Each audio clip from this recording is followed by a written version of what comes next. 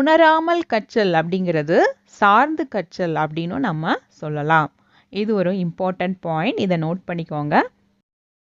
அடிப்படையில் பொருள் உணராது கற்றல் என்பது சார்ந்து கற்றல் ஆகும்.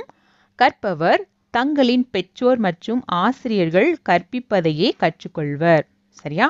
அந்த மாணவன் ஆசிரியரிடமிருந்து கற்றதை தவிர வேறு எதையும் அவரால் சொல்ல இயலாது. அவருடைய எண்ணம் முழுவதுமாக சார்ந்தது போன்று இருக்கும். அதே சமயத்துல நம்ம இப்போ பொருள் உணர்ந்து கற்பவரை எடுத்துக்கிட்டோம் அப்படின்னா, பொருள் உணர்ந்து கற்பவர் தன் சுய காலில் நிற்கும் அளவுக்கு அவரே கற்பார். சரியா? அடுத்ததாக செயல்வழி கற்றல் பற்றி பார்க்கலாம். அடுத்த டாபிக் என்ன அப்படின்னா செயல்வழி கற்றல். செயல்வழி கற்றலோட வரையறை பற்றி முதல்ல பார்ப்போம். சரியா? இதுல